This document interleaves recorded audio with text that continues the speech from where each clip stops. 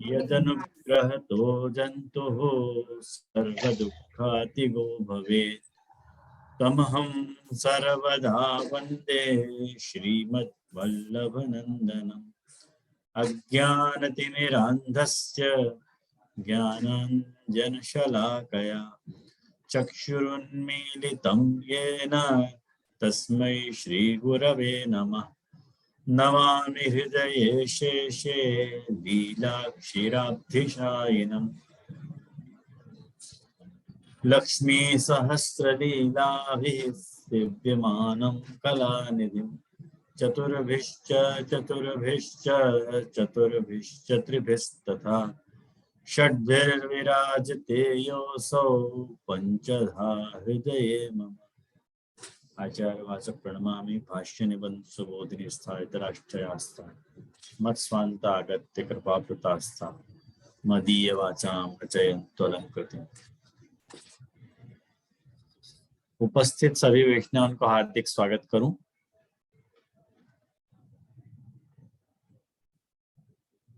अरे मंग तेने लिस्ट बनाई है का? हाँ जी लिस्ट बना के रखी है मैंने। कौन है फर्स्ट? प्रणीत भाई करके है। प्रणीत? अच्छा, प्रणीत तो आया ही नहीं, जुड़े ही नहीं अभी तक। तो नेक्स्ट योगेश भाई है। हाँ तो आपको कर ले। एक मिनट, मैं सिर्फ रूल्स बता दूं। मैं ये जो अभी 10 मिनट को कर रहे हैं तो मेरे पास आठ नाम आए तो 80 मिनट मिनिमम हो जाएंगे। हम लोग वैसे भी 1.5 घंटे को कर रहे हैं अगर शायद, तो वही हिसाब से आठ नाम आए अभी तक।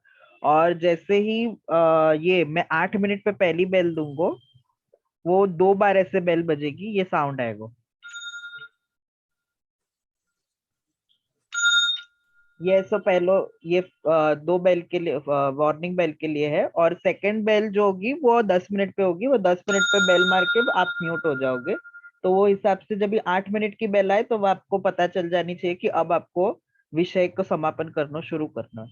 तो वह हिसाब से आप अभी योगेश भाई आप स्टार्ट कर सकते हो। Fine, all the best.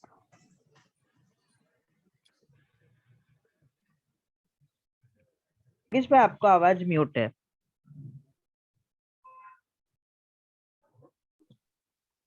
बाबा दंडवत प्रणाम। हाँ सभी वैष्णव जन को भगवत स्मरण। बाबा ये पहली बार थोड़ी कोशिश करूं हूँ, क्षति हो तो बाबा क्षमा करियो। अपने श्री ब्रजराय जी ने विवेक धैर्य आश्रय के आश्रय में जो श्री ब्रजराय जी ने प्रथम श्लोक की उत्थानिका में जगन्नाथे श्री विठ्ठल है, तो यहाँ जो बात बताई है, तो अगर कोई ज्ञान मार्ग, कर्म मार्ग या भक्ति मार्ग में अगर कोई कुछ नहीं कर पा रहा है, तो आप श्री ने बताया है कि कृष्ण क्षेत्र पे जाके पूजा प्रवाह के मार्ग में स्थित होके शरणागत होके रहना। तो यह बात में ये इसीलिए बता रहा हूँ कि ये सबसे पहले ये बात क्यों बताई गई। तो मुझे ऐसा लगे कि आप श्री महाप्रभु जी ने जो इनकी जो 84 बैठक जी है जो स्थित है, तो श्री महाप्रभु जी ने श्रीमद् भागवत पारायण करके जो आज 84 बैठक स्वरूप आज अपने यहाँ 84 बैठक स्वरूप है यहाँ पे, तो श्री महाप्रभु जी ने भी सबसे पहले यही नामात्मक प्रपत्ति को मार्ग अपनाया, शरणागति स्वीकारी है श्री महाप्रभु जी ने। मैं ऐसा मानता हूँ क्योंकि श्री महाप्रभु जी 3 बार पृथ्वी परिक्रमा करी है। आप श्री ने अनेक ग्रंथों को विस्तार किया है और सेवा में जो भी अवसर मिलो है वो उन्होंने कहो, पर ज्यादातर श्रीमद् भागवत पारायण नामात्मक प्रपत्ति को श्री महाप्रभु जी ने अपना, ऐसो मेरा मत है, ऐसो मैं मानू हूँ। दूसरी बाबा ये बात बहुत ही मुझे एक गोल्डन वर्ड जैसो है, गोल्डन वर्ड है मेरे लिए कि ज्ञान मार्ग, भक्ति मार्ग और कर्म मार्ग, या मार्ग में आश्रय शरणागति को सिद्ध करे है, पर पुष्टि भक्ति मार्ग में आश्रय भगवत स्वरूप की प्राप्ति करावे है। ये वाक्य मुझे बहुत ही सुंदर लगा बाबा। और दूसरो जो मेन जो आज को जो मेरे आज जो मैं विषय में ले रहा हूँ, वो प्रार्थना और शरणागति के ऊपर है। तो प्रार्थना के विषय में मैं ध्रुव जी को प्रसंग में ले रहा हूँ कि ध्रुव जी के जो उनके मतलब पिता से वो दुखी थे। दुखी मतलब ऐसे थे कि पिता उनसे प्यार नहीं करते थे। सौतेली माँ के हिसाब से उनको अपमान भयो ध्रुव जी को। और ध्रुव जी फिर उनकी माँ ने उनको बताया कि भगवत भगवत शरणागति को आप ध्यान धरो। तो करके ध्रुव जी गुस्से में आके अपने घर से वन की तरफ निकल गए। रास्ते में श्री नारद जी मिले। नारद जी से भेंट हुई उनकी, और नारद जी ने उनको भी समझाया, और फिर नारद जी ने उनको श्री ठाकुर जी के पूरे स्वरूप को वर्णन किया कि भाई ठाकुर जी ऐसे ऐसे है, और आप यमुना तट पे जाके मधुवन में जाके आप तप करो। तो उन्होंने वहां जाके ध्रुव जी ने तप करो।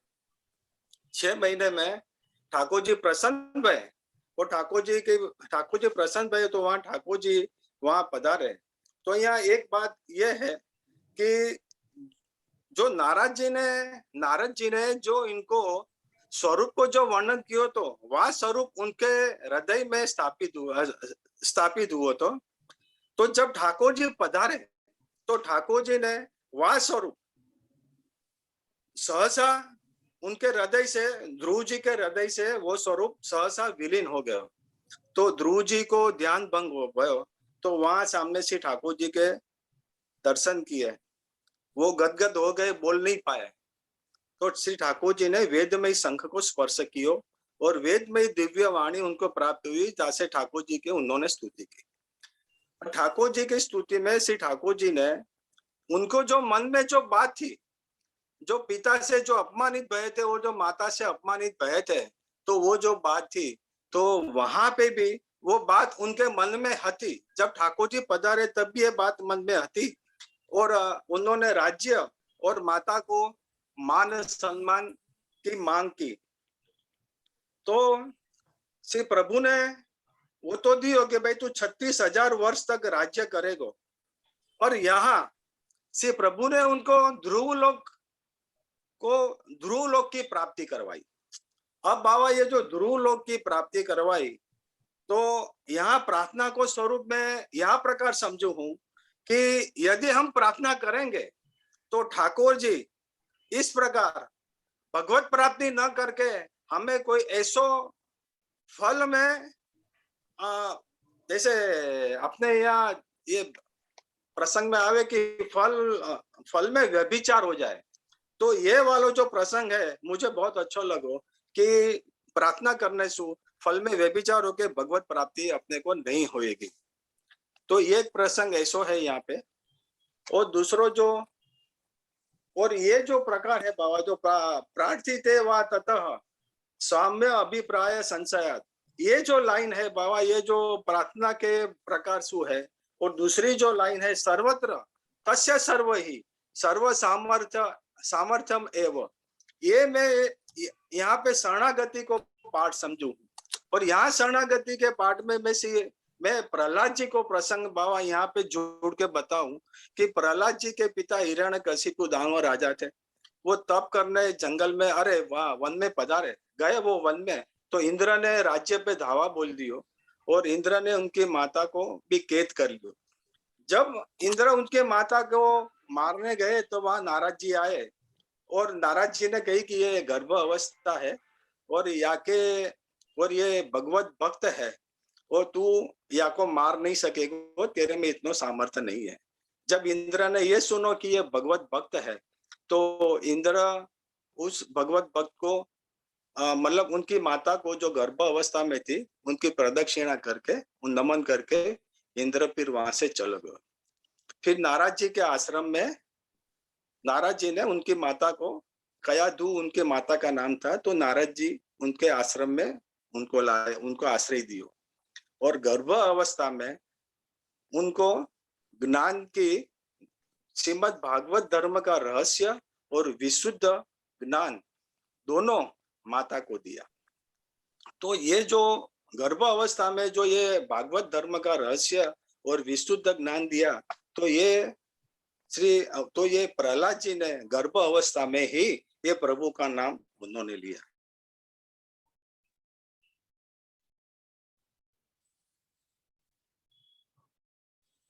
कि गीता जी मुक्ति देव है और श्रीमद् भागवत जी है वो भक्ति का दान करे। तो प्रहलाद जी के हृदय में पहले से ही भक्ति का दान नारद जी द्वारा उनके माता के गर्भ में ही हुआ। जब फिर दानवराज फिर जब आए, फिर जैसे माता को पुत्र प्राप्ति हुई और वो राज्य में आए, तो जब दानवराज पिता ने जब अपने पुत्र से पूछी कि बेटा भगवान कौन है, हरि कौन है, तो उन्होंने हरि की सारी बातें बताई। तो एकदम हरि का नाम लिया कि भाई हरि तो भगवान ही है। तो दानवराज बोले नहीं, हरि तो मैं हूं करके। तो वहां पे उनको मृत्युदंड दिया। तो ये जो मृत्युदंड जो दिया है, तो मृत्युदंड के बाद जो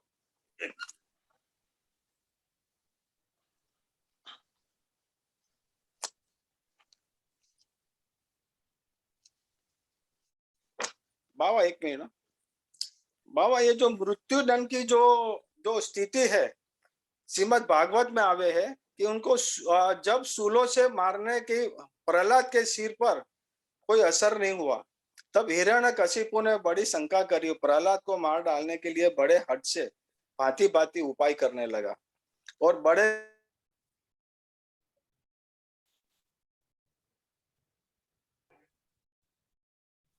पहाड़ की चोटियों से नीचे डलवाया। संबरासुर अनेक प्रकार की मायाओं से प्रयोग करवाया, अंधेरी कोठरी में बंद किया और इस प्रकार न जाने क्या क्या उन्होंने प्रहलाद जी को मारने की चेष्टा करी। तो बाबा मैं ये समझू कि यह धैर्य की जो पराकाष्ठा है, जो धैर्य अमृत है सर्वतः सदा, तो जो धैर्य की पराकाष्ठा यहाँ से प्रहलाद जी ने भी बताई है कि भाई चाहे कैसे भी स्थिति हो, अपने को धैर्य नहीं खोना चाहिए। अपने को श्री हरि का नाम और श्री हरि के शरण में सदा सर्वदा रहना चाहिए, क्योंकि प्रभु सर्व सामर्थ्य है। प्रभु की शरणागति। हाँ, તમે सेंटेंस कंप्लीट કરી लो। हाँ, और प्रभु सर्व सामर्थ्य है और प्रभु की शरणागति ही मुख्य है। हाँ बोलो। टाइम आप થઈ ગયો છે તમારો, 10 મિનિટ પતી। दंडवत प्रणाम करो, दंडवत प्रणाम।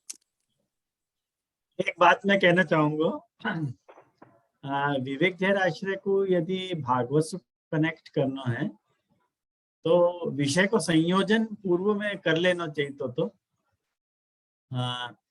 कथा शॉर्ट करके यदि करते हो कंपाइल तो ज्यादा माने उपयुक्त रहता हो, मेरे सजेशन है। तो भी प्रथम प्रयास है, अच्छा प्रयास है, वेल डन।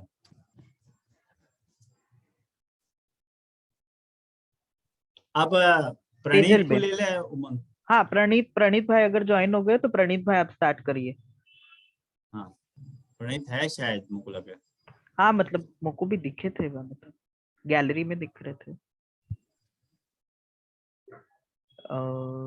है कोई बात नहीं, टाइम वेस्ट हो, दूसरे को ले ले। ठीक है, तेजल बेन आप स्टार्ट कीजिए। हाँ जी जी जी शुरू करूं? हाँ हाँ दंडवत प्रणाम। जी जी हाँ। सबन को भगवत स्मरण।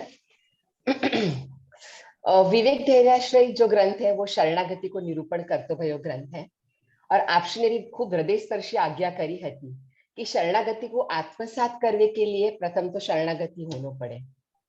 श्री महाप्रभु जी के चरण कमलों में मैं दंडवत प्रणाम कर, आप श्री के चरण कमल में दंडवत प्रणाम कर, मैं जा प्रकार से या ग्रंथ को समझी हूँ तो आपको निरूपण मेरी अल्पमति से करने जा रही हूँ। विवेक के स्वरूप को मैं या प्रकार से समझू हूँ कि प्रभु सर्व कछु अपने निज जन को हित विचार कर ही करे हैं, बशर्ते भक्त की इच्छा अलौकिक हो और भगवत सुख में परिणमित होनी चाहिए। मात्र पर ये बात जो है ना, अधिकतर जीव समझ नहीं पावे। मात्र प्रभु की इच्छा सुई सर्व कछु घटे है। विवेक यह होवे है कि जीव को प्रभु जिस स्थिति में रखना चाहे है, सो जहां ले जाना चाहे है, वहां जावे की मानसिकता को जीव को डेवलप करना है।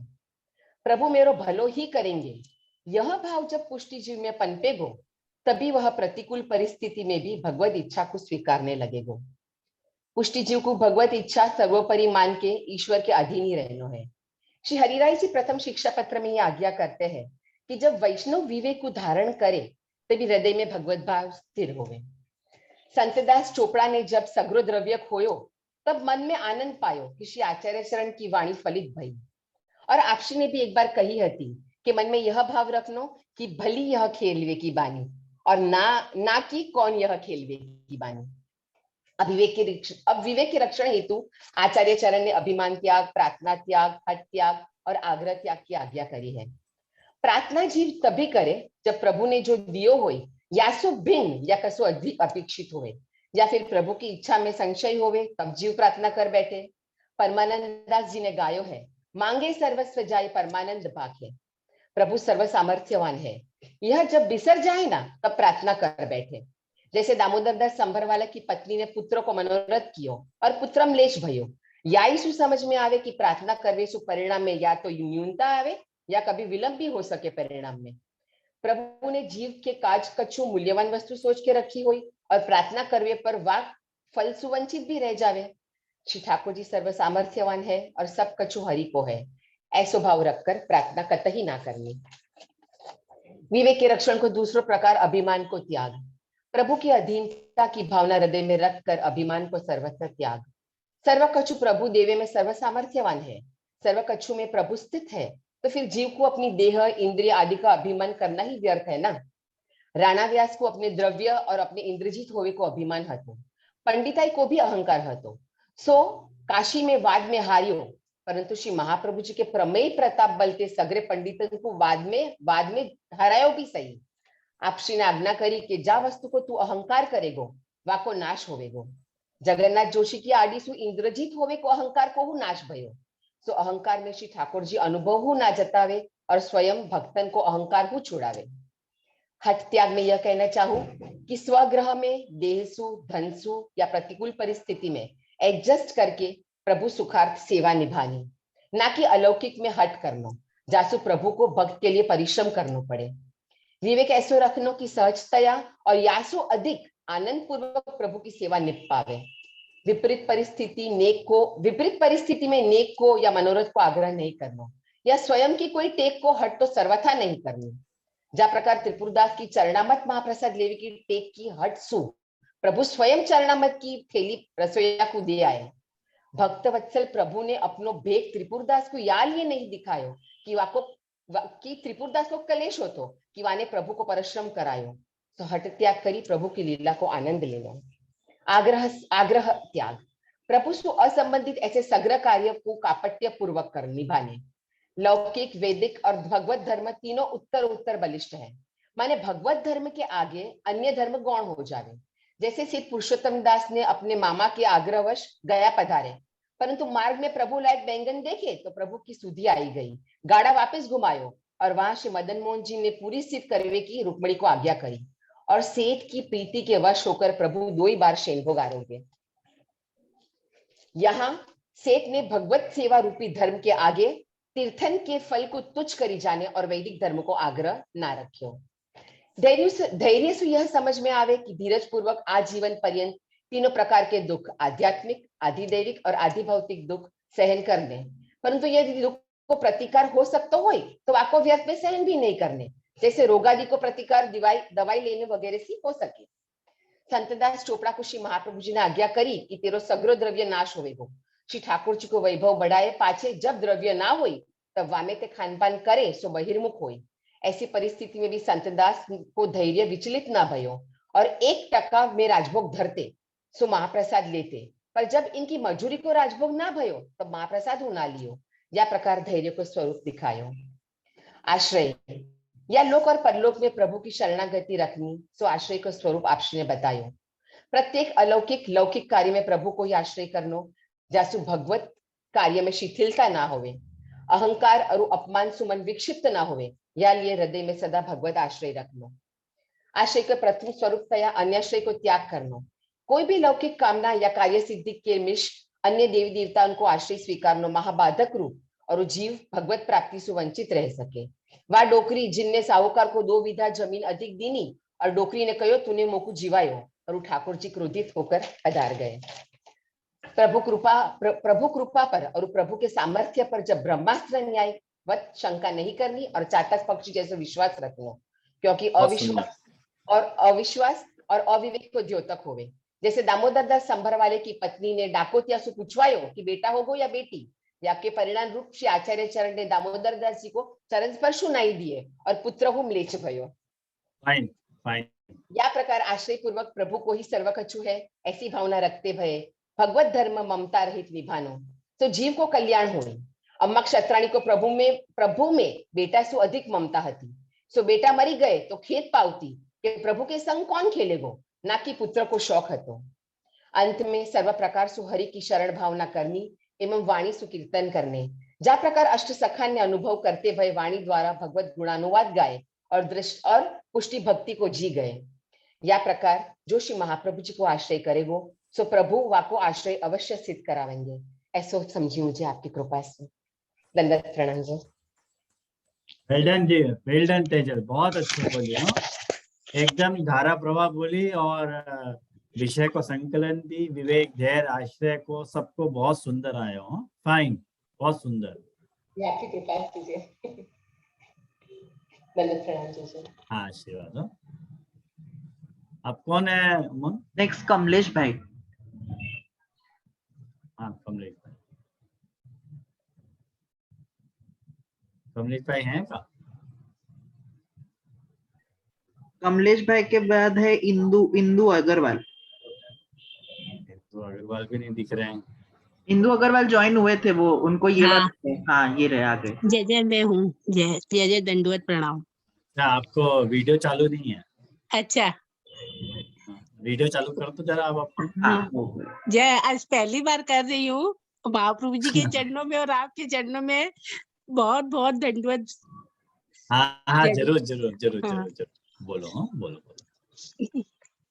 जय मेरी इतनी तैयारी नहीं है, सूक्ष्म शब्दों में मैं कोशिश कर रही हूँ आज पहली बार। नहीं नहीं कोई बात नहीं, सबको एक दिन आवे ही है, सबको प्रथम अवसर ही हो, एक हाँ। न एक दिन तो बोलना ही है ना।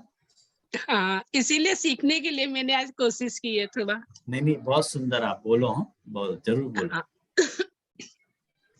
महाप्रभु जी 16 ग्रंथ लिख के हम वैष्णव को शिक्षा दिए हैं।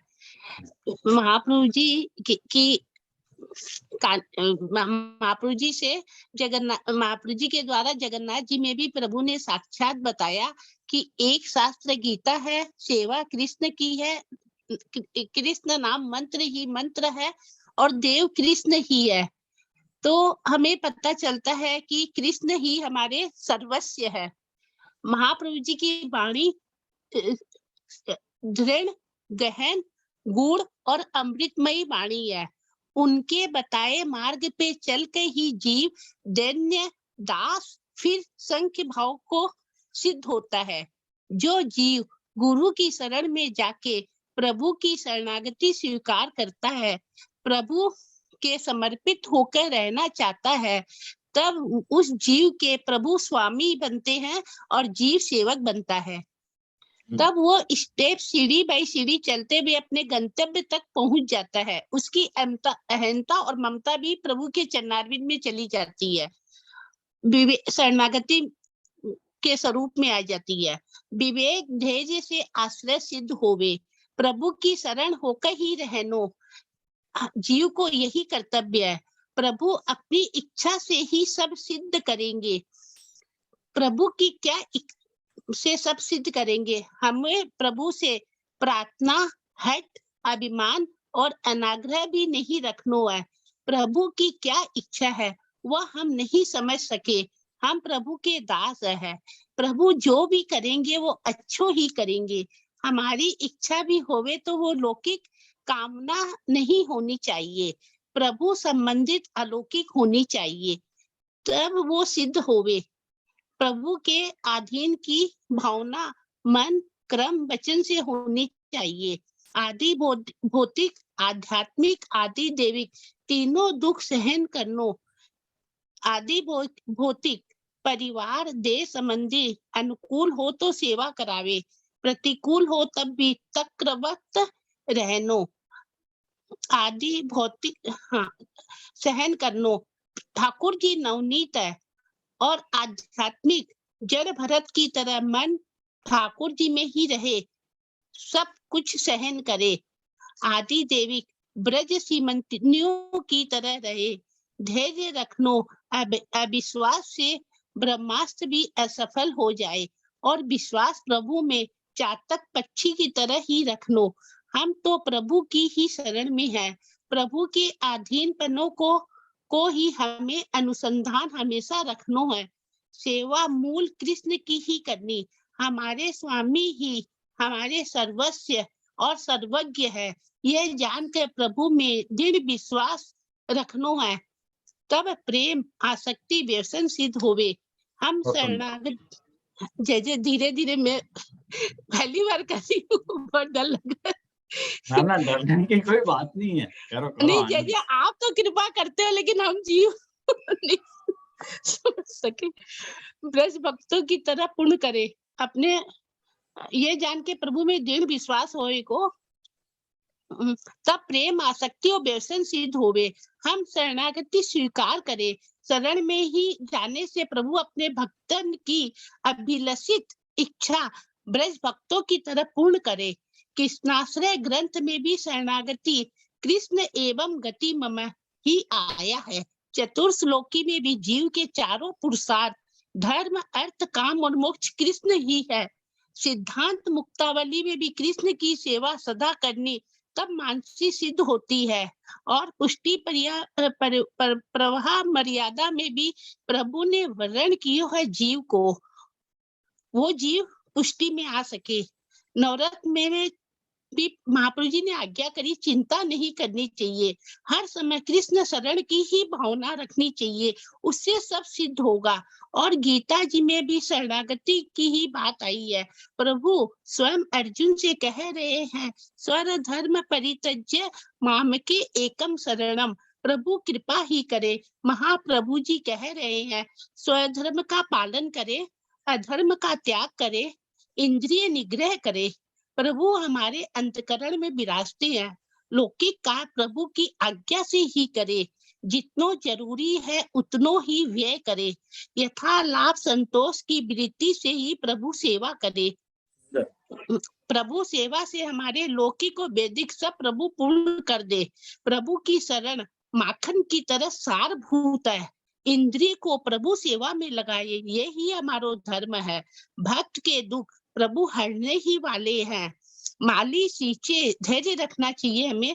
माली सींचे 100 घड़ा, ऋतु आए फल होए। लोक परलोक में हरि ही शरण है। दुख की हानि में, पाप के निवारण में, भय में, काम में, भक्त के द्रोह में, असक्य सुसक्य सर्वथा हरि ही शरण है। दोष की निवृत्ति के लिए शरण की ही भावना रखनी है, अनाश्रय नहीं करनो है, तब शरणागति सिद्ध होवे। सब तरह से प्रभु की ही शरण रहे। एक सदेश सब सदेश, सब सदेश सब जाए। हमारो विवेक धैर्य आश्रय तभी सिद्ध हो गए। परिवार में भी धैर्य रखनो, नहीं तो हमारे मन में उद्वेग होने से सेवा में भी नहीं मन लगेगा। और हमें इस तरह विवेक धैर्य और आश्रय महाप्रभु जी की कृपा से उनके चरणारविंद में समर्पित। जय जय। और आपके चरणारविंद में आपकी कृपा से ही जय जय, जो बोली हूँ मैं आपकी कृपा से ही है। ये बहुत सुंदर बोले इंदुबेन, बहुत सुंदर बोले। मुझको कलकत्ता के दिन याद आ गए। आप जय जय, आप पधारो हमारे ऊपर, आपकी कृपा से तो मैं आनंद ले पा रही हूँ जय जय। और आपने मेरे को जोड़ा, मैं तो इस पात्र भी नहीं थी जय जय। नहीं, वो कलकत्ता के दिन मुझको याद आ गए। आप बैठ के सारे बातें सुनते थे, समझते थे, लेकिन बहुत अच्छे से सारो ग्रंथ आपने कनेक्ट किए है और विवेक धैर्य आश्रय को बहुत अच्छी तरह से रिकनेक्ट किए हो अपने शब्दन में। बहुत सुंदर, बधाई। जय जय, धन्यवाद गणी कम्मा जय जय, आपकी कृपा है ये जीव के ऊपर। हाँ ठीक है। हाँ हाँ, आप कौन आ रहे हैं? Rajni Ben. Rajni Ben, fine. Rajni Ben, रात को समय हो गयो है, रजनी को उजागर करो। जय जय दंडवत प्रणाम। आशीर्वाद। रजनी बेन તમારો વિડિયો બંધ हाँ, हाँ बस હવે ચાલુ થઈ ગયું। हाँ। जय जय दंडवत प्रणाम सभी भगवतियों को, मेरा भगवत स्मरण। क्या बात है, मैं भी बहुत सुंदर। पहली बार ही बोल रही हूँ जय जय। अरे वाह, क्या बात है। मैं ये ये ग्रंथ तो जस्ट कमाल हो गया कि इतने सारे पार्टिसिपेंट्स बोल रहे हैं, वही खुशी की बात है मेरे लिए और संतोष की बात है। जय जय आपकी कृपा, आपको पढ़ाने को इतना अच्छा हुआ है कि हम लोग को थोड़ा परिश्रम करना ही पड़े। मैं ये ग्रंथ बहुत ही संक्षेप में कहना चाहती हूँ। आगे सभी ने इस ग्रंथ का वर्णन बहुत विस्तार से कर दिया है। मैं अपनी अल्पमति से और आपकी कृपा से जो समझ पाई हूँ वही वर्णन कर रही हूँ। हरि सर्वनिज इच्छा से करते हैं, यही हम पुष्टि जीवों को अपने हृदयारूढ़ में कर लेना चाहिए। प्रभु के अभिप्राय में कभी संशय नहीं करना और प्रार्थना तथा मांगनी भी नहीं करनी। अभिमान का त्याग करना, दीनता और दास भाव बनाए रखना, दुख के प्रसंग में कभी भी हट नहीं करना और किसी भी बात का दुराग्रह नहीं रखना, मरण पर्यंत सर्व दुख सहन करना, भगवत इच्छा से दूर होते हैं और तो दुखी होने का आग्रह भी नहीं रखना चाहिए। इंद्रियों के सर्व भोगों को मन वाणी काया से त्याग करना, श्री हरि में दृढ़ आश्रय रखना और अन्य देवों का दर्शन भजन प्रार्थना नहीं करनी, प्रभु में कभी भी अविश्वास नहीं करना, जो मिले उसी में संतोष रखना, सदा सर्वात्मा भाव से अपने सेव्य स्वरूप की सेवा करनी, प्रभु सर्व सामर्थ्य है इसीलिए निश्चिंत होकर रहना। विवेक धैर्य आशीर्वाद ग्रंथ में श्री व्रजराज जी की टीका में एक जगह सुंदर वर्णन किया है कि जब आप ब्रह्म संबंध लेते हो तब देह इंद्रिय प्राण अंतःकरण सहित निवेदन करते हो, वैसे ही जैसे अपन झारी बंटा वगैरह पात्र ठाकुर जी की सेवा में शुद्ध करके विनियोग करते हैं, ऐसे ही देह इंद्रिय प्राण भी सेवा के पात्र है जो हम मन बुद्धि चित्त अहंकार से शुद्ध करते हैं। करने की प्रक्रिया इस विवेक गृह आश्रम में वर्णन किया है कि हमारे विवेक द्वारा बुद्धि की शुद्धि होती है, धैर्य द्वारा मन तथा आश्रय द्वारा चिंता और अहंकार और की अंतःकरण से शुद्धि होती है। बहुत सुंदर अग्नि में, बहुत सुंदर। आश्रय के आगे शरण भावना भी आश्रय का ही एक वो है, शरण की भावना। तो उसमें 4 प्रकार बताए गए हैं कि इसमें हमें कभी भी भक्त का द्रोह नहीं करना, भक्ति में अभाव नहीं रखना और भक्ति के अतिक्रमण से भी सर्वदा प्रभु की शरण में ही भावना रखनी। अष्टच केवा शुचिका सर्वदा हरि शरणम, प्रभु में कभी भी अविश्वास नहीं रखना और दृढ़ता पूर्वक सतत अष्टाक्षर मंत्र की शरण में रहना। अंत में महाप्रभु जी भी यही समझा रहे हैं कि कलयुग में सब ज्ञान कर्म योग सभी धर्म दुस्साध्य हो गए हैं, भक्ति भी दुस्साध्य है। तब जीव को केवल सिर्फ सब धर्मों का त्याग करके छोड़कर एकमात्र प्रभु की शरण में ही रहना है। यही लोके परलोके सर्वथा शरणम हरि। जय जय धन्यवाद प्रणाम। बहुत बढ़िया रत्नी बहन, बहुत अच्छा बोले। हाँ बहुत बढ़िया। एक बात आपकी स्पीच में देखी मैंने कि सबसे पहली बात जो नोटिसेबल बात है वो एक धारा प्रवाह की बात है, कहीं भी अटके बिना विषय को सुंदर संकलन, यही जो है अपनी प्रस्तुति के खास गुण हैं जिनको ध्यान रखना वो चाहिए। समय की भी पाबंदी में आ जाओ दीजिए। हाँ नहीं, लेकिन वही तो आप लिखोगे बोल रहे थे, लेकिन लग ऐसा रहे हो तो क्या बोल रहे हो आप। वो लिखना तो जैसे इसलिए पढ़े नहीं कि कभी अटक जाए तो जरा देख सके अपन। नहीं बहुत सुंदर। हाँ बधाई आपको के लिए। मैं भी वो नारायण दास कायस्कर उसका एग्जांपल देना चाह रही थी पर विषय बड़ा हो जाए फिर। नहीं कोई बात नहीं, तो भी अच्छा संकलन किया आपके संतोषकारक मार्ग। जन्म प्रणाम दीदी, आशीर्वाद। बहुत बढ़िया। नेक्स्ट कौन है? निशा बेन। जैसे દંડવન પ્રણામ. ઉમંગભાઈ, તમે મારું નામ મૂક્યું છે? મીના મેં લખ્યું હતું તો. ના, તમારું છેલ્લું લખી દઉં છું. ચંદનબેન ની પહેલા, બસ નેક્સ્ટ તમારું નિશાબેન ની પછી. ઓકે, જય શ્રી કૃષ્ણ. પણ જય શ્રી નિશા આપના. હા, નિશા. નિશાબેન. અચ્છા, યુએસ થી ને? હા, યુએસ થી. હા, હમ. આપના ચરણોમાં દંડવત પ્રણામ. હા, અને નિશા. સર્વ ભગવદીય વૈષ્ણવને મારા જય શ્રી કૃષ્ણ. અમે બહુ પાછળથી જોઈન થયા છે ને હું ગુજરાતીમાં બોલી શકીશ. અરે ફાઇન, કઈ વાંધો નથી. અહીંયા બધા કરતા બધા ગુજરાત, કોઈને બહુ શાંતિ થઈ ગઈ હશે, જે ગુજરાતી ભાષી છે એને બહુ શાંતિ થઈ ગઈ હશે. પાછળથી જોઈન થયા છે એટલે આપનું વિવેક ધૈર્ય બહુ સાંભળ્યું નથી, પણ મારી અલ્પમતી પ્રમાણે જે કઈ એ છે તો હું અહીંયા આગળ વક્તવ્ય મારું વર્ણન કરીશ. ષોડશ ગ્રંથની અંદર મહાપ્રભુજીએ 4 વિભાગમાં સેવા, સમર્પણ, ભક્તિ અને શરણાગતિ. તો આ શરણાગતિનો મુખ્ય રાખીને શ્રી મહાપ્રભુજી કહી રહ્યા છે. અંતઃકરણ પ્રબોધને નવરત્નની અંદર બાહ્ય આંતર ઉદ્વેગ ચિંતાનું નિરાકરણ કરીને ભક્તિમાં ક્યારેક વિવેક ધૈર્ય આશ્રય પ્રતિબંધ રૂપ બને છે તે સમજાવતો આ ગ્રંથ છે. વિવેક ધૈર્ય આશ્રય, આ ગ્રંથ 3 ભાગમાં છે, પણ વિવેક ધૈર્ય આશ્રય એકબીજા સાથે સંકળાયેલા છે. વિવેક અને ધૈર્ય હશે તો આશ્રય સિદ્ધ થશે, અને જો આશ્રય દ્રઢ હશે તો વિવેક અને ધૈર્ય ક્યારે પણ નષ્ટ નહીં થાય. અહીંયા શ્રી મહાપ્રભુજી સૂત્રાત્મક રીતે વિવેક ધૈર્ય આશ્રયને સમજાવી રહ્યા છે અને ભાષ્ય રૂપે આપણને કૃષ્ણાશ્રય ગ્રંથમાં સમજાવ્યું છે. હવે આગળ મારા વૈષ્ણવ ભાઈ બહેનોએ તો ઘણું બધું પુષ્ટિ માર્ગ ને એને વાર્તાજીની સંગતિ લઈને વર્ણવી ગયા છે, પણ અહીંયા હું આ ગ્રંથને આપણા જીવન વ્યવહારમાં કેવી રીતના વિવેક ધૈર્ય જરૂરી બની રહે છે તેનું હું અહીંયા આગળ મારા ધ્યાન પ્રમાણે અલ્પમત પ્રમાણે કહીશ. પ્રભુ અંશી, આપણે પ્રભુ અંશ, એ સ્વામી, હું સેવક, એનો નાતો ક્યારેય ન ભૂલવો જોઈએ. આ એક મારા ધ્યાનથી એક મુખ્ય વિવેક છે. પ્રભુ જળ અંતર્યામી રૂપે બિરાજી રહ્યા છે, જળ ચેતન રૂપે પ્રભુ જ વિલસી રહ્યા છે. રૂપ નામ વિભેદેન જગત ક્રીડતી યોયત. તેથી ક્યારેય પણ કોઈની લાગણીને દુભાય, દુઃખ થાય તેવું મન, વાણી, કાયાથી આપણે કરવું ન જોઈએ. પ્રભુ સર્વજ્ઞ છે, જીવ અલ્પજ્ઞ છે.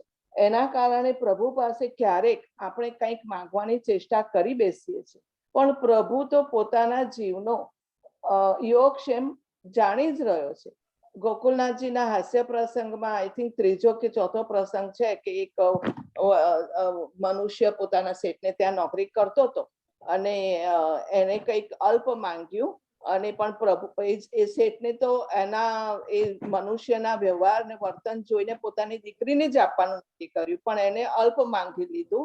આ રીતે હું એ સમજાવવા માંગી રહ્યું છું કે અલ્પજ્ઞ છે, પોતાનું યોગક્ષેમ તો કેવી રીતના વહન કરી શકે. પ્રભુ સર્વ કઈ જાણે છે, એટલે કે પ્રભુ જ આપણો યોગક્ષેમ કરશે, એટલે પ્રભુ પાસે કોઈ પણ જાતની પ્રાર્થના કરવાની ચેષ્ટા કરવી જોઈએ નહીં. પ્રભુ અંગી છે, જીવ અંગ છે. પ્રભુ અવયવી, જીવ અવયવ. ક્યારે પણ અવયવી કે અંગી પોતાના કોઈ અંગને દુઃખ થાય એવું તો ક્યારે પણ નહીં કરી શકે. પ્રભુ ભક્ત. બહુ સરસ નિશાબેન. હવે અભિમાન, ક્યારેક આપણે એમ કે એવું અભિમાન કરી બેસીએ છીએ કે અમે તો પુષ્ટિ જીવ છીએ, અમે તો આમ જ કરીએ, તમે તો પ્રવાહમાં ફરતા વાળા છો. પણ આપણે ક્યારે પણ ના ભૂલવું જોઈએ ક્યાંક બ્રહ્માંડે પ્રભુનું વિલાસ કરવાનું સ્થાન છે. પ્રભુ એમાં વિલસી રહ્યો છે અને પ્રભુ પોતાની ઈચ્છા પ્રમાણે જ એ કરી રહ્યો છે. એટલે દરેક જીવ પ્રભુના છે, તો એની આગળ આપણે ઉચ્ચ છે અને નીચે છે એ રીતનું અભિમાન કરીને પણ કોઈની લાગણી કે એને હર્ટ કરવો જોઈએ નહીં. અને ઘણી વખત આપણે સેવા કરવાનું પણ અભિમાન કરી બેસીએ છીએ કે ભાઈ ચાલો અમે તો સેવા કરીએ છીએ, અમે આમ કરીએ છીએ, આપણે અમારી તો મોટી સેવા, હું આટલા કલાકની સેવા કરું છું, તો એનું પણ અભિમાન ક્યારે પણ ન કરવું જોઈએ. અને એ રીતે અન્યને નીચા પણ ન પાડવા જોઈએ. ક્યારેક આપણે આપણા સ્વજનો સાથે પણ ખોટો અટાગ્રહ કરી બેસતા હોઈએ છીએ કે ભાઈ આ રીતે જ કરવું જોઈએ, મારે મારા સ્વામીનું મારા પ્રભુનું પહેલા કરવું જોઈએ, બાકીનું તમે બધા પછી. તો એવી રીતે આપણે એને પણ દુભાવતા હોઈએ છીએ, પણ ક્યારે ન ભૂલવું જોઈએ પણ પ્રભુનો જ છે, પણ આપણા જ ઘરનો છે. અને જ્યારે ત્યારે એની આપણી સાથે સાથે એનું પણ બ્રહ્મ સંબંધ થઈ જ ગયું છે પરોક્ષ રીતે કે, તો એની લાગણીને પણ આપણે ન દુભાવવું જોઈએ. નવનીત પ્રિય શાસ્ત્રીનું વાક્ય મને અહીંયા આગળ યાદ આવી રહ્યું છે. નવનીત પ્રિય શાસ્ત્રી કહી રહ્યા છે કે આપણે બીજાને પોતાની અનુકૂળ કરવું એના કરતા આપણે એને સાનુકૂળ થઈ રહેવું, તો જીવનમાં ક્યારે પણ સંઘર્ષ કે ઉદ્વેગ ઉભો થાય નહીં અને ભક્તિમાં બાધક પણ નહીં બને.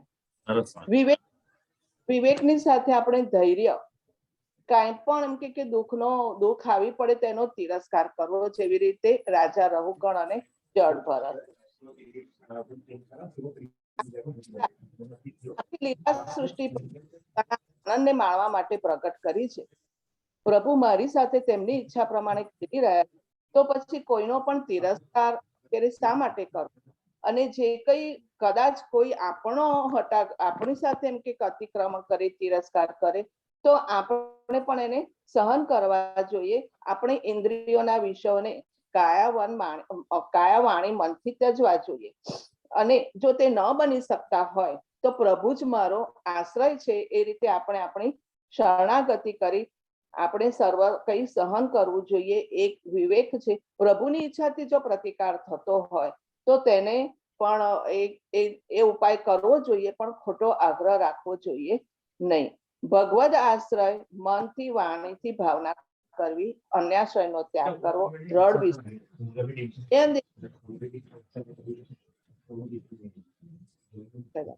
અન્ય દેવો છે એ કહીએ ને કે એને એનું કાર્ય સોંપેલું છે, પણ સર્વના નિયામક તો પ્રભુ જ છે. એટલે અન્ય દેવોનો આશ્રય ન કરવો. દયારામભાઈ ભક્તિ પોષણમાં સમજાવે કે દેવો તો ક્યારે રૂઠી પણ જાય છે, પણ કૃષ્ણ જે પૂર્ણ પુરુષોત્તમ છે એ એકડો છે. એકવાર અન્ય દેવો તો એકડા વિનાના મીંડા જેવા છે.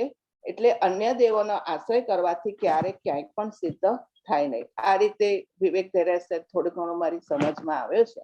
બાકીનું તો બધા વૈષ્ણવ જે રીતે કહી રહ્યા છે આપના ચરણ. નિશાબેન બહુ સરસ કહ્યું. અને તમારા વક્તવ્યમાં જે એક નોંધ કરવા લાયક જે વાત હતી એ હતી કે તમે ગ્રંથની શબ્દાવલીનો ઓછો પ્રયોગ કરીને પોતાના શબ્દો ઉમેરીને વિવેક ધૈર્યાશ્રયનું નિરૂપણ કર્યું. એ વાસ્તવમાં પ્રશંસનીય વાત છે. એવી રીતે જ કહેવાની એટલે જરૂરિયાત છે કે તમે પોતાના શબ્દોમાં વિવેક ધૈર્યાશ્રયને રજૂ કરો. એ જ ખાસ વાત છે. બહુ સરસ, સરસ પ્રયાસ છે. ક્લેપ. પહેલી વાર કર્યું છે જે એટલે ના ના કઈ વાંધો નહીં. હો, બહુ સરસ, બહુ સરસ. आप कौन कर रहे हो? चंदन बेन. चंदन बेन, क्या बात है, आज तो एकदम रॉकेट के जैसे चल रही है गाड़ी एकदम. वो आपने टाइम लिमिट रख दी ना. उमंग भाई મારાથી નહીં બોલાય. ઉમંગ ભાઈ હું નહીં બોલી શકું. તમે રિપ્લાય કર્યો તો ને એટલા માટે મેં તમારું નામ લીધું. હા પણ મને નથી ખબર ભાઈ, સોરી. હે ભગવાન, મને ડર લાગે. અરે એમાં ડરવાનું હું? કઈ વાંધો નહીં. ચલો કોણ હે આકે બાદ? મીનાબેન. મીનાબેન. અચ્છા મીનાબેન, તમે અનમ્યુટ કરીને વિડિયો ચાલુ કરીને યુ કેન સ્ટાર્ટ. દંડવત પ્રણામ છે. એ ચંદન મેરે એક હું તમને સજેશન આપું છું, ઓડિયો ક્લિપ મોકલાવી દેજો પણ. હા હા હા જી જી દંડવત. હા હા ભલે. હા મીનાબેન બોલો. દંડવત પ્રણામ જે વૈષ્ણવને જય શ્રી કૃષ્ણ. હું જય શ્રી કૃષ્ણ. કોર્ટમાં અને વિહંગાવલંકની રીતે ગ્રંથની સાર રૂપે કહેવા જઈ રહી છું. પહેલામાં પહેલું એ કે પુષ્ટિ જીવનમાં કેટલી પણ વિપદા આવે પણ સોરી તમે દેખાતા નથી પણ. હા હવે દેખ તો પુષ્ટિજીવના જીવનમાં કેટલી પણ વિપદા આવે પણ પુષ્ટિજીવને એટલું દ્રઢ વિશ્વાસ પ્રભુ પર હોય કે વિપદાથી પણ મહાન મારા પ્રભુ છે. બસ એ જ પુષ્ટિજીવ માટે સેવા, સ્મરણ, વિવેક, ધૈર્ય, આશ્રય એનો સાર કે પ્રભુ મારા મહાન છે. કેટલી પણ વિપદા આવશે પણ એ મારો પ્રભુ મને ક્યારેય એમાંથી કહેવાનો આશય કે એ વિપદાથી મને દૂર નહીં કરે, મને એની પાસે જ રાખશે. બીજું કે વિવેક, ધૈર્ય અને આશ્રય એ ત્રણેય માર્ગ માટે, કર્મ માર્ગ હોય, જ્ઞાન માર્ગ હોય કે ભક્તિ માર્ગ માટે, બધા માટે વિવેક, ધૈર્ય, આશ્રય બીજ રૂપ છે. બહુ સરસ. અહીંયા અત્યારે શરણાગતિ સાથે વિવેક, ધૈર્ય, આશ્રય વધારે ગાઢ રીતે જોડાયેલો છે, પણ દરેક માર્ગની અંદર વિવેક, ધૈર્ય અને આશ્રય જરૂરી છે. મહાપ્રભુજીએ સિદ્ધાંત રહસ્ય, નવરત્ન, તેમાં આંતર સિદ્ધાંત રહસ્યમાં બાહ્ય દુઃખના નિવૃત્તિ, નવરત્નમાં આંતર ચિંતાનું એ. તો પછી આ ગ્રંથમાં જે એમાં થોડું એનાથી શોર્ટમાં સમજાયું તો અહીંયા વિવેક, ધૈર્ય, આશ્રયની અંદર વિસ્તારથી મહાપ્રભુજી અહીંયા બતાવ્યું છે. અહીંયા મહાપ્રભુજી વિવેકને નું સ્વરૂપ લક્ષણ હરિ સર્વ નિજેચ્છાત કરિષ્યતિ, હરિ બધું પોતાની ઈચ્છાથી કરશે. એ રીતે અહીંયા મહાપ્રભુજી કોઈ ઓર્ડિનરી વિવેક કહેવા નથી માંગી રહ્યા, પણ અહીંયા પર્ટિક્યુલર નથી સંભળાતું. અરે નહીં સંભળાય છે, મજા લઈ રહ્યો છું સાંભળવાની. અહીંયા મહાપ્રભુજી કોઈ વિશિષ્ટ પ્રકારનો વિવેક, ધૈર્ય અને આશ્રયને સમજાવી રહ્યા છે. વિવેકને ઉપાય માટે અહીંયા મહાપ્રભુજી આપણને 4 પ્રકારના ઉપાય બતાવી રહ્યા છે. એમાં એ કહી રહ્યા છે કે વિવેકને શું વિવેક, પહેલામાં પહેલો તો વિવેકનું સ્વરૂપ લક્ષણ તો આપણે જોયું, પણ એનો ઉપાય શું, એ વિવેકને સિદ્ધ કરવા માટેનો ઉપાય શું, તો કહી રહ્યા છે કે પ્રાર્થનાની વૃત્તિનો ત્યાગ. કારણ કે પ્રાર્થના કરવાથી સ્વામીના માટે સંશય થાય. બીજું કહી રહ્યું છે, બીજી વસ્તુ કહી રહ્યા છે અભિમાનની નિવૃત્તિ. અહીંયા અભિમાન પાછું માર્ગની વિવેકની દ્રષ્ટિથી અભિમાનનો ત્યાગ બતાવ્યો છે. કદાચ નિરક્ષરવાદી હોય ને કે અમને કઈ ભગવાનની જરૂર નથી અને એ રીતે અભિમાનનો ત્યાગ કરે તો એ અભિમાનને અહીંયા વિવેક સમજવામાં નથી આવી રહ્યો, પણ જે ભગવાનના આશ્રિત થઈ અને સર્વ કાંઈ પ્રભુ કરી રહ્યા છે, હું નથી કરી રહ્યો, એ પ્રકારના વિવેકથી અભિમાનનો ત્યાગ કર્યો છે. હઠની વૃત્તિનો પણ ત્યાગ અહીંયા મહાપ્રભુજી કહી રહ્યા છે કે અતિશય હઠ કરવાથી પણ પ્રભુને પ્રસન્નતા નથી થતી અને માર્ગમાં અતિશય હઠને કારણે પણ છતે જે પ્રકારથી સેવા નિભવી જોઈએ એને બદલે હઠાગ્રહનો ત્યાગ બતાવ્યો છે. આગ્રહની પણ નિવૃત્તિ. એ રીતે આ 4 ઉપાય મહાપ્રભુજીએ વિવેકને સિદ્ધ કરવા માટે બતાવ્યા છે. ત્યાર પછી આપણે આગળ વધીએ તો ધૈર્ય. તો ધૈર્યમાં આપણને ધૈર્યનું સ્વરૂપ લક્ષણ ત્રિદુઃખ સહનમ ધૈર્ય પામુતે સર્વતઃ સદા. એ ધૈર્યનું સ્વરૂપ લક્ષણ બતાવ્યું છે. ધૈર્યની અંદર આપણને આધિભૌતિક, આધ્યાત્મિક અને આધિદૈવિક ત્રણેય પ્રકારના દુઃખનો સહન કરવાના અર્થમાં બતાવ્યું છે. તો એની અંદર પહેલા આધિભૌતિક દુઃખ તક્રવત, આધ્યાત્મિક દુઃખ જડવત અને આધિદૈવિક દુઃખ ગોપભાર્યવત. તો આધિભૌતિક અને આધ્યાત્મિક એ 2 દુઃખ તો આપણને એના માટે 4 ઉપાય બતાવ્યા છે. કોઈ પણ પ્રકારના આગ્રહનો અભાવ, સહન કરવું, ત્યાગ અને અસામર્થ્યની ભાવના. આધિદૈવિક ગોપ ભાર્યવત. તો આપણે પ્રભુના આધિદૈવિકના એમાં દુઃખમાં ઘણી વખત એવો ઉદ્વેગ થાય કે સેવા કરું છું, પ્રભુ મારી સાથે મને સાનુભાવ નથી થતો, વગેરે વગેરે જે પણ કંઈક જીવના પ્રભુ સાથેના સંવાદમાં ઉદ્વેગ થાય, તો જીવે એવું સમજવું જોઈએ કે પ્રભુ મારાથી માન કરીને બેઠા છે, પણ મહાપ્રભુજી શ્રી ગુસાઈજીનો વરદ હસ્ત મારા માથે બિરાજે છે, એટલે આ જન્મે નહીં તો કોઈક જન્મે હું પ્રભુને ચોક્કસ મનાવી શકીશ એવો દ્રઢ વિશ્વાસ રાખી અને આધિદૈવિક પણ ક્લેશને સહન કરવો જોઈએ.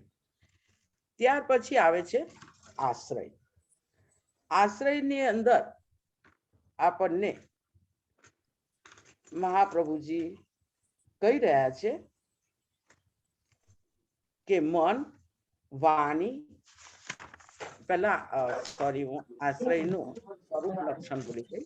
અહી કે પાલૌકે ચ સર્વથા શરણમ હરિ, એ આશ્રયનું સ્વરૂપ લક્ષણ છે. એ આશ્રયને સિદ્ધ કરવા માટે આપણને 4 ઉપાય બતાવ્યા.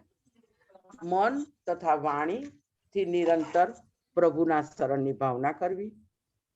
બીજું બતાવ્યું કે કાયિક, વાચિક અને માનસિક રૂપથી અન્યાશ્રયનો ત્યાગ કરવો.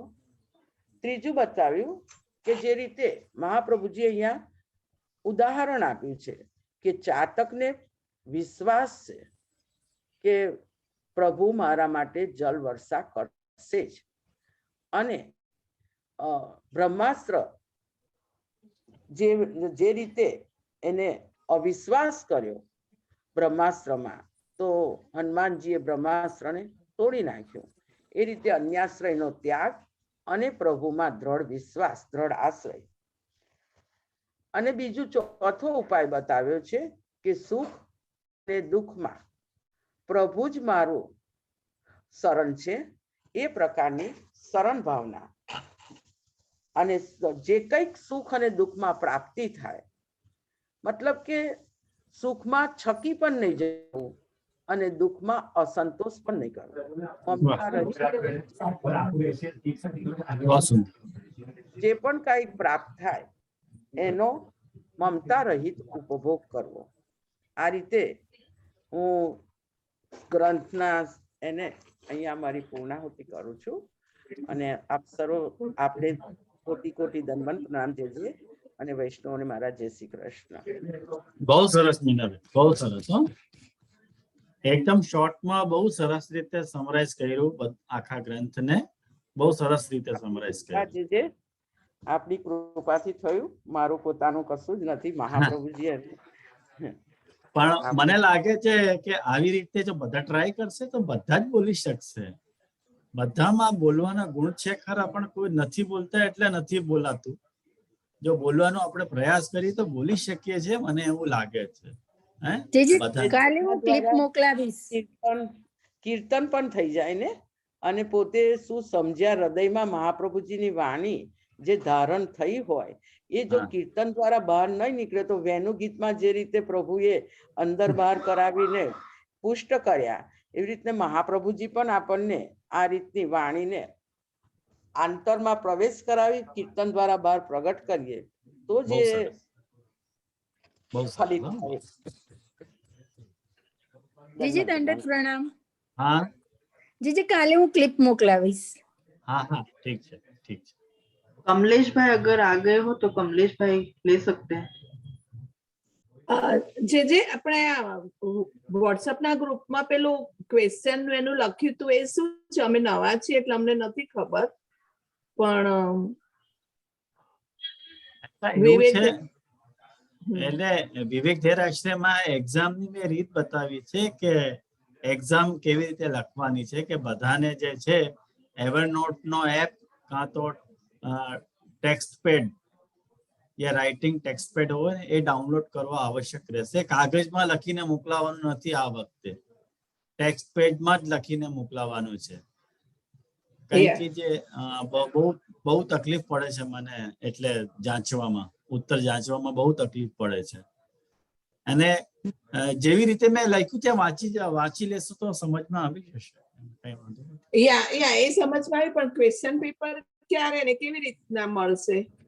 ક્વેશ્ચન તો 20 તારીખે અત્યારથી કેવી રીતે અપાય? 20 તારીખે અચ્છા, પરીક્ષા છે. 20 તારીખે. ઓકે હા, ઓકે. અને આખો ક્વેશ્ચન જે છે ને એ એવું રહેશે એકદમ, એટલે જેને એને કેવી રીતે કહેવાય? जी जी, आपको डन। वीडियो बना के मैं भेज दूंगा, तो नए वैष्णव है उनको भी मिल जाएगा, और जो क्योंकि मोको भी 1-2 क्वेरीज आई थी इसके बारे में, तो बहुत मैं सुंदर। तो कहते मैं तो बहुत कैसे आंसर करने हैं वो टिक, और आपको जो बताया था ना आपने कि टिक लिखना, 1 नंबर लिखना, हाँ। नंबर, तो आप अभी डिसाइड आप बताने जाओगे तो वापस रेपिटेशन होगा, तो मैं वो एक वीडियो ही बना दूंगा, तो जो भी नए वैष्णव आएंगे उनके लिए रेडी रहेगा। अरे भाई थैंक्स अ लॉट उमंग, अरे Thank बहुत you. अच्छे बात। हाँ बहुत जे बढ़िया। वही तो रिक्वेस्ट थी आपश्री को कि एक कोई पहले 15 दिन या महीना पहले हमको थोड़ा समझा दो कि नहीं, कैसे नहीं। पेपर लिखना है। ये उमंग को आशीर्वाद। उमंग ने काम बहुत अच्छा किया, मेरा टाइम बचा दिया हाँ मेरा। बस चलो तो ठीक है। हाँ हाँ जे थैंक यू वेरी मच। कल परसों तक वीडियो आ जे जाएगा, तो जो हाँ। बाकी आके बाद भी कोई क्वेश्चन हो तो आप फोन कर सको, मुझको मैसेज कर सको, सब हो जाएगा। वो आपको मैं ये साथ में एक वो जो पहले प्रश्न भी आए थे ना, आगे के हाँ। पेपर भी भेज दूंगा, जासू इजी हो जाएगा कि आपको खबर पड़ जाए सबन को कि भाई कैसे पेपर आने वाला है। वो वैसे की वैसे ही फॉर्मेट में आएगा, बस फॉर्मेट नहीं चेंज होने वाला। ठीक है, ठीक है, ठीक है। अब कमलेश बिल्कुल। भाई है तो कमलेश भाई, और प्रणीत ज्वाइन भाई हो तो प्रणीत ज्वाइन, ये 2 जन बाकी है, प्रणीत भाई और कमलेश भाई। कोई नहीं है, दोनों में से कोई भी नजर नहीं आ रहा। ये किरण बोल सकती हो तो बोले। किरण बोलेगी क्या?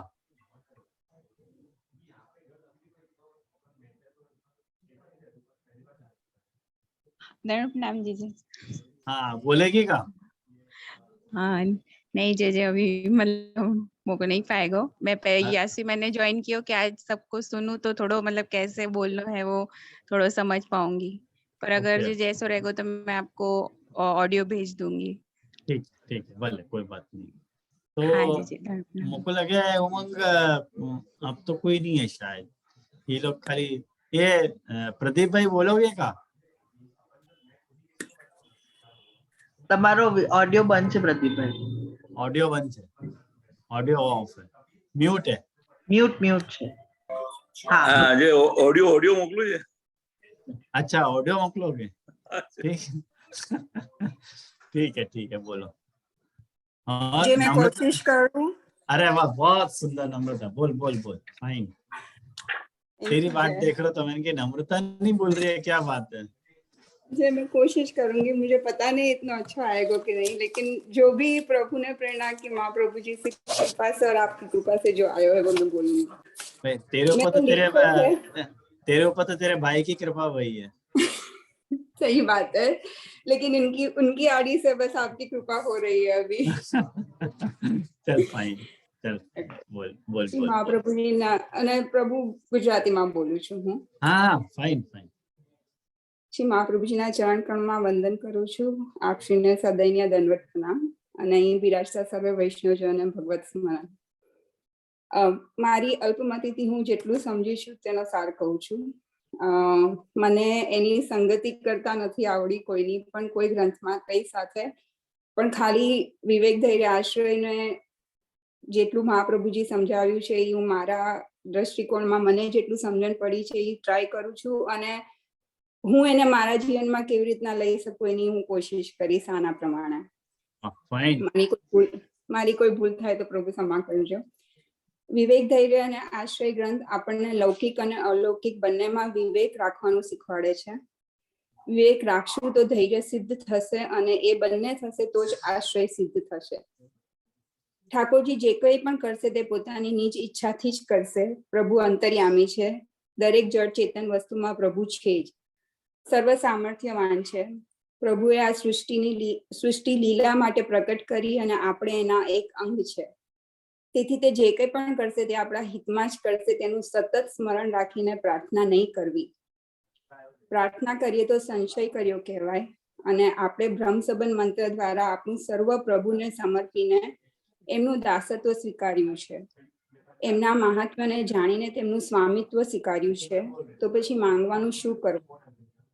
આપણે કુબજાએ કરેલી ભૂલને યાદ કરીને પણ પ્રાર્થના નહીં કરવી. આમ વિવેકની સાથે ધૈર્ય પણ જાળવવાનો છે.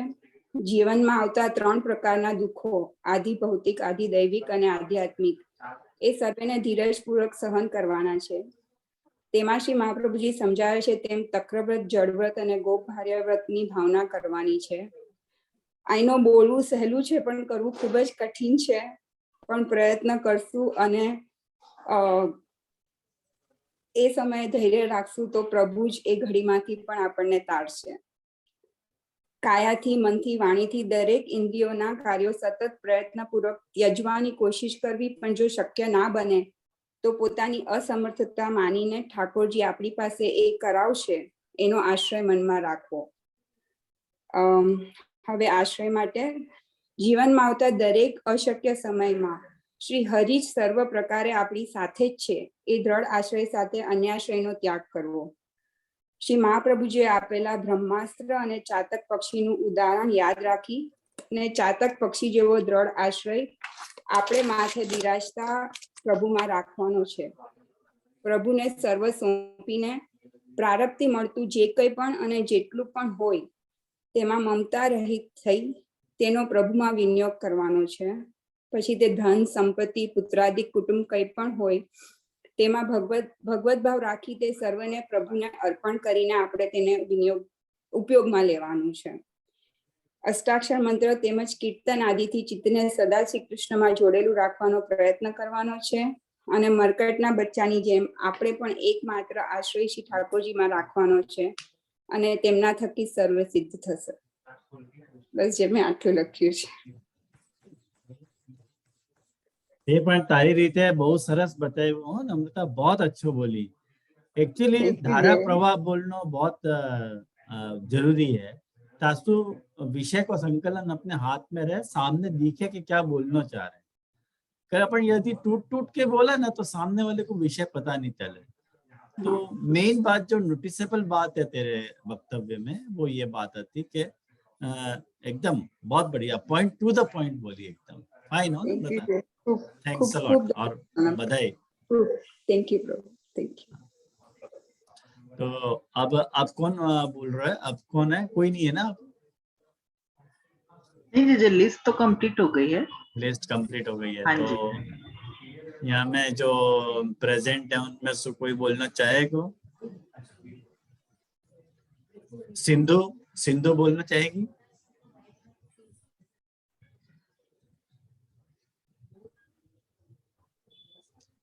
सिंधु चौरसिया है, प्रीति चौरसिया है, ये लोग हैं, कोई बोलना चाहेंगे? नहीं, कोई आंसर नहीं है. ठीक है, वैशाली ने बोलो नहीं है. वैशाली बोलना चाहेगी? प्रभु मैं वीडियो रिकॉर्डिंग मोकलायो आपने. अच्छा, तेने रिकॉर्डिंग निकलाई है, बराबर, ठीक है. हाँ ठीक है, बराबर. तेने तो मुझको लगा कि सिंधु बोलना चाह रही है? नहीं बेटे, धन्यवाद. मैं ऑडियो करके भेज दूंगी. अच्छा ठीक है. अच्छा ओके ठीक है. हाँ कोई बात नहीं. और ये कौन है भाई? मेघा कौन है? ये मेघा कौन है?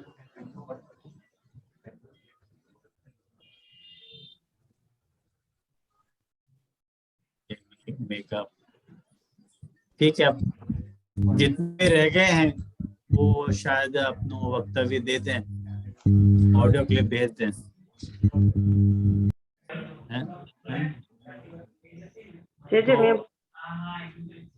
हाँ बोलो. हाँ बोलो. हाँ दंडवत प्रणाम. सर्व वैष्णव ने जय श्री कृष्ण. प्रयत्न करू छू, फर्स्ट टाइम बोलू छू એટલે. મહાપ્રભુજીએ ગ્રંથ બધા 16 ગ્રંથ બનાવ્યા છે. આ વિવેક ધૈર્ય આશ્રય દરેક જીવ માત્ર માટે બનાવ્યો છે, એટલે કોઈનું પર્સનલ નામ નથી આપ્યું મહાપ્રભુજીએ. વિવેક ધૈર્ય આશ્રય લૌકિક અને અવલૌકિક બંનેમાં જરૂરી છે. લૌકિકની સાથે અવલૌકિક બી સમાયેલું છે. મહાપ્રભુજીએ બધામાં લૌકિક અને અવલૌકિકમાં વિવેક ધૈર્ય અને આશ્રયનું સમર્પણ કરી અને જીવન જીવવા માટેની એક ચાવી બતાવી છે. વિવેકથી માણસ સર્વ કોઈ બી કાર્ય કરવું હોય તો કોઈને બી આપણે પ્લીઝ કહીને કામ કરવા માંગીએ છીએ. કોઈ સાથે ઉદ્ધતાઈથી વાત કરી ન થાય, એક પેલો વિવેક છે. કોઈ સાથે વાતચીત કરી તો બી એમાં વિવેક જરૂરી છે જીવનમાં, હરેક કાર્યમાં. એવી રીતે મહાપ્રભુજીએ ઠાકોરજી સાથે બી આપણો વિવેક રાખવો જોઈએ એવું બતાવ્યું છે. વિવેકના 4 પ્રકાર બતાવ્યા છે: પ્રાર્થના, અભિમાન અને હઠ અને આગ્રહ. પ્રાર્થનામાં થોડો બતાવે છે કે આપણે ભગવાન આગળ માંગ કરીએ છીએ એટલે પ્રાર્થના કરવાની ના બતાવે છે, પરંતુ વિનંતી અને પ્રેમથી ભજન કીર્તન કરવા માટે પ્રાર્થનામાં સમાયેલું નથી. એટલે આપણે યમનાષ્ટક અને પાઠ બધા બોલીએ છીએ એ આપણા નિસ્વાર્થ ભાવથી બોલવાનું કીધું છે. કોઈ એમાં માંગવાની ઈચ્છા નથી હોતી. અહંકાર બી માણસને જીવનમાં નાશ તરફ લઈ જાય છે. એટલે જીવનમાં કેટલા બી પદ સુધી પહોંચે, કોઈ લૌકિક અલૌકિક કોઈ બી વસ્તુમાં, પણ અહંકાર ન કરવો જોઈએ. અહંકારનો ત્યાગ કરવાનું બતાવ્યું છે. ઓર હઠથી બી માણસના માનસિક સંતુલન ગુમાવી બેસે છે. કોઈ બી હઠાગ્રહથી કોઈ પ્રાપ્ત કરવામાં એ મળેલું વસ્તુ બી આપણી પાસે રહી નથી શકતું. એટલે હઠનો બી ત્યાગ કરવાનું બતાવ્યું છે. ઓર આગ્રહ, ત્યારે અતિ આગ્રહને કારણે બી આપણે કોઈ કાર્ય નથી કરતા. સેવામાં બી ઘણી વાર અતિ આગ્રહ કરવા માટે આપણે સેવા બી છોડી જાય છે, માનસિક સંતુલન ગુમાવી બેસે છે અને સેવાને બદલે બીજે મન ચિત્ત વયું જાય છે. એવી રીતે ધૈર્ય માટે બી મહાપ્રભુજીએ ધૈર્ય, જીવનમાં કોઈ બી સુખ અને દુઃખ આવે તો ધૈર્યથી ધારણ કરવું જોઈએ અને ધીરજ રાખીને ધીરજના ફળ મીઠા ગુજરાતીમાં કહેવાય છે. રીતે ઠાકોરજીમાં યા લૌકિકમાં દરેકમાં ધૈર્યથી આપણું જીવન આગળ વધે છે. ઠાકોરજીમાં બી આપણો આશ્રય દ્રઢ થાય છે. એ રીતે 3 પ્રકારના દુઃખ બતાવ્યા છે: આધ્યાત્મિક, આધિદૈવિક અને આધિભૌતિક. આધિભૌતિક એટલે આપણા પોતાના ઘર બાર પુત્ર બધા માટેનું બતાવ્યું છે. આધ્યાત્મિક એટલે આપણા ખુદના જીવન માટેનું બતાવ્યું છે. આધિદૈવિક મતલબ આપણે સેવામાં કોઈ બી વિચલન આવી જાય તો આપણું મન દુઃખ થાય છે કે મને કેમ નથી થતું. એ આધિદૈવિક બતાવ્યું છે. આવી રીતે 3 પ્રકારના ધૈર્ય બતાવ્યા છે: જળવત, ચક્રવત અને ગોપભાર્યાવત. અને એવી રીતે આશ્રય, વિવેક અને ધૈર્ય આપણામાં હશે તો ઠાકોરજીમાં આપણો આશ્રય થશે અને ક્યારેય બી આપણને એનામાંથી નિષ્ઠા જ રહેશે. વિશ્વાસ એવું નહીં થાય કે વિશ્વાસ છે, શ્રદ્ધા છે, પણ આપણી પૂર્ણપૂર્ણ એમાં નિષ્ઠા રહે છે ઠાકોરજીમાં. અને જે 10મા સ્કંદમાં ઠાકોરજીની લીલામાં બતાવ્યું આશ્રય લીલા, કે ઠાકોરજીના શરણે જયા હોય તો ક્યારેય બી કોઈ ગમે એવી વિપત્તિ આવે તો આપણે એના શરણમાં હંમેશા શરણાગતિ સ્વીકારવી.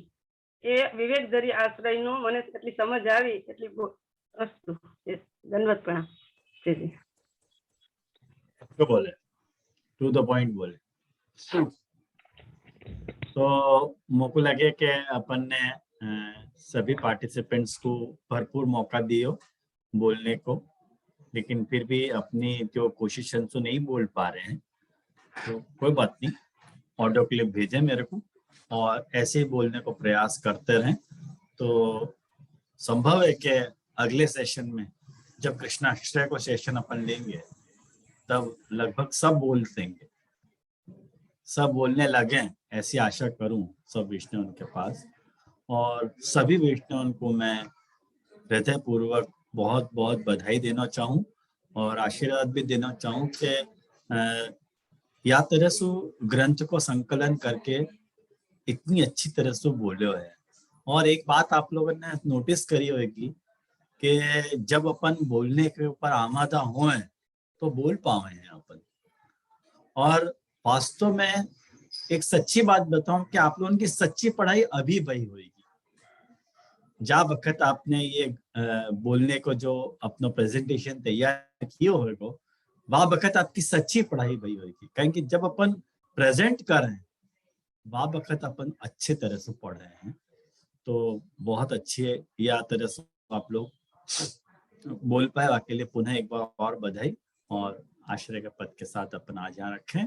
और दूसरी बात मैं कहना चाहूँगा कि परीक्षा 20 तारीख की है, 20 फरवरी की मैंने परीक्षा रखी है, रविवार तो एक दिन पहले मैं आप लोगों को जो है वो रात को जो है वो पेपर डिक्लेयर कर दूंगा, तो सुबह अगर आप लोगों को प्रिंट निकलवाना है तो निकाल सको। और जब भी आप शुरू करो तो सच्चाई से 3 घंटा ले लीजिए। और सोमवार को यदि आप शाम के 6 बजे तक लिमिट है भेजने की, मैंने 21 तारीख को शाम को 6 बजे आप लोगों को मुझको भेज देना है। अरे सॉरी 20 तारीख की एग्जाम है। वही दिन मैंने एक दिन पहले ही भी डिक्लेयर करूंगा तो 19 को मिल जाएगा रात को आपको, तो वह वक्त तो प्रिंट नहीं निकलेगी। लेकिन 20 तारीख की ज्यादा दिन एग्जाम है, दिन शाम को 6 बजे तक आप लोगों को मुझको पेपर सबमिट करना है। वाके बाद जो भी मुझको पेपर देखो वाके पेपर में स्वीकार नहीं करूँ, तो ये बाकी मेथड रहेगी। तो 3 घंटा को पूरा मैंने एकदम टू द पॉइंट आंसर ही है, खाली बात रसोई आपको आंसर देना, लिखने को कोई विशेष है नहीं। और जो बोलने को जो पार्ट है तो वो तो आप लोगों ने हमें कवर अप कर ही लिया है, तो हमें कोई विशेष बात नहीं है। तो आश्रय को पद करें अपन यहाँ। तो महाप्रभु जी कृपा स्वप्नो ये विवेक धेर आश्रय ग्रंथ पूर्ण भयो। और महाप्रभु जी के चरणारविंद में मैं विनती करूं कि अपन को विवेक धेर और आश्रय से संपन्न करें और अपनी दिशा को आगे निर्धारित करें। यही तरह से महाप्रभु जी कृपा करके अपन को सारे ग्रंथ पढ़ा में तो आश्रय करें। गोवर्धन की